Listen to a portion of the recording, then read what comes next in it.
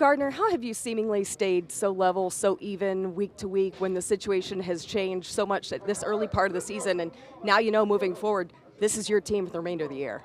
Yeah, honestly, heart goes out to AR first and foremost. Dude's done nothing but, learn and get better and, lead the guys since he's been here. So obviously, losing him is definitely a different feel without him. He brought a lot of energy, a lot of juice. Gonna miss him. That being said, we're 3-3 right now. Excited for the opportunity ahead of us. Have everything we want in front of us. So, just go out, try to win one game at a time. Gardner, does it help, sort of? I mean, you know that this is your team moving forward, that he's not coming back. Does that change anything? I don't think so, man. I think you just got to prepare 1 week at a time, go try to win one week at a time. It's really all we can really do. I assume you've talked to him. What kind of mood's he in? Yeah, he's disappointed, obviously. That's not news that any of us want to hear, especially, going through a roller coaster, doing so well, playing well. Everybody's feeling really good about it, to kind of be in shutdown. That's hard, man. So we all just got to kind of rally around him and, try to be there to support him, keep him involved any way we can. You know firsthand, you got to have a short memory in this league, especially when things don't go right. That being said, how much you're looking forward to this opportunity against a good team back in front of the home crowd? Yeah, really excited, man. Great team, really great defense. They present a lot of challenges, but some we're excited for. We kind of see the season as a 17-round fight. If you lose a round, it doesn't really, kill you. You just can't let it roll over into 2 or 3. So we're excited to get back out there and, put our kind of ball on tape. Speaking to that, Shane said he would be, Anthony would be engaged in the meeting rooms. How can he help you now over the next 11, 12 weeks? Yeah, I think it's all of us kind of in there, giving opinions, seeing different looks. Hey, have you seen this play? Have you seen this look versus this call we have in? It might be an issue. So just kind of keeping a dialogue going and keeping everybody in the room involved, I think is really important for a good quarterback room. What's the challenge just for Anthony to now not play but stay engaged in those meetings and stuff? Yeah, just trying to find ways to learn and get better and get involved, and that's not easy. That's really hard, and I think we all kind of have to help with that as well. And just kind of, like I said, keeping them involved.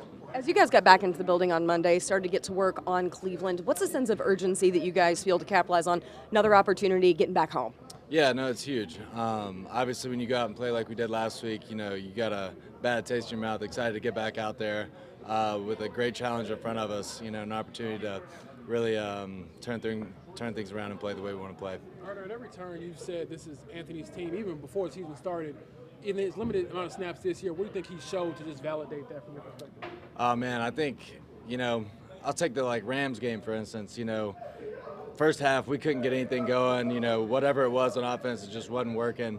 But the resiliency to keep going, to keep pushing, to keep just keep fighting through that and really gave us a chance there at the end. I think that kind of stuff, you always have that, that hope or the switch that he can flip it around and really get you going in a hurry, which I think he's shown to do. Gardner, what specifically stands out about Cleveland's defense? I mean, they're top of the league in so many areas. Probably Myles Garrett. He's every time you see him on tape, it's like, wow, he's good in a lot of different ways, man. He does, can beat you about every way. So, excited for that challenge. I think hopefully putting a good plan together. As you look at last week's game, and we're not used to seeing you have the struggles we saw last week. What did you learn personally as a QB as you get ready for this game this week? Yeah, there was some fundamental things I think I had to clean up. Was missing some balls that I typically feel pretty comfortable throwing. So got some things to work on there.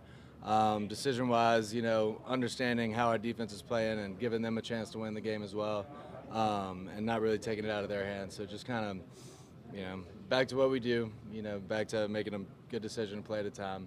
And I think we'll be all good. Gardner, when they're in base defense that much, and they're basically saying we're going to try to stop the run, how do you counter that? Either you run it or you throw it well, one of the two, and just kind of figuring that out, I think will be a good challenge for us moving forward. Explosive plays are key. How hard is it to find that middle ground between the dink and dunk and the explosive plays? Yeah, I think you just have to take what they give you, really. If they're giving you the dinks and dunks, you got to take them, and you got to be really consistent at it. And then when the shots come, you can't miss them. So really just being tuned up to the looks we're getting.